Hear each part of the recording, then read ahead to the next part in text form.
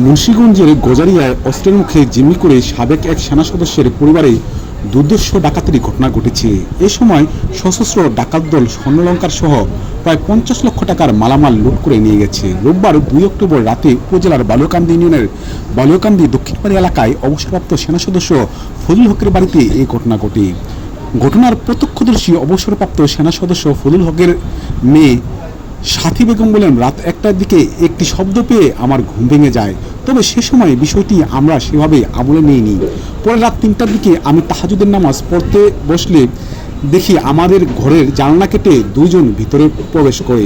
তারা প্রথমে আমাকে ধরে আমার ছেলে সাব্বিরকে অস্ত্রের মুখে জিম্মি করে ফেলে। পরবর্তীতে আরও ডাকাতরা ঢুকে আমাদের বিল্ডিংয়ের 4টি কক্ষের প্রত্যেকটি একের পর এক লুটপাট চালাতে থাকে। প্রায় 45 মিনিট ধরে এই ডাকাতির ঘটনা ঘটে।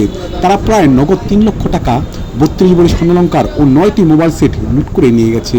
জামাইয়ের সময় তারা আমাদের সবাইকে একটি রুমে আটকে রেখে ঘরের বাইরে হইতে ওই রুম আটকে রেখে যায়। ঘটনার আরেক প্রত্যক্ষদর্শী সাবিদ বলেন, প্রথমে ডাকাত দলের 2 সদস্য কাটার দিয়ে জানলার গিলি কেটে রুমের ভিতরে প্রবেশ করে। পরে ডাকাত দলের আরও 22 থেকে 23 জন সদস্য বাসার ভিতরে প্রবেশ করে। বাইরে আরও কয়েকজন পাহারায় ছিল। ডাকাত দলের অধিকাংশ সদস্যের মুখে মাস্ক ও গামছা ছিল।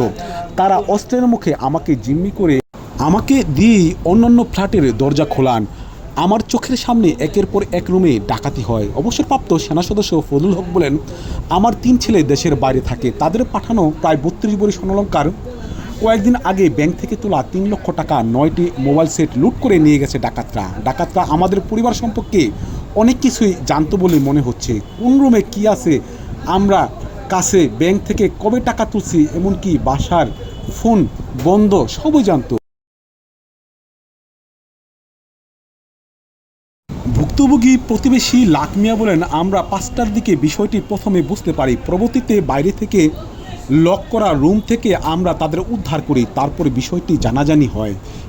এর মধ্যে ডাকাতরা ডাকাত শেষে নির্বিঘ্নে চলে গেছে। বিষয়টি সম্পর্কে গজারিয়া থানার officer in charge OC Mohammad Anwar Alam Azad বলেন, সকাল 6টার দিকে 999 থেকে একটি কল পেয়ে এই বিষয়ে জানতে পারি।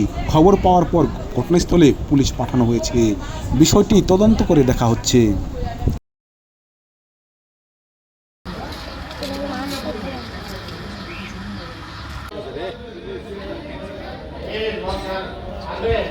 আমনেই কাটবেন কই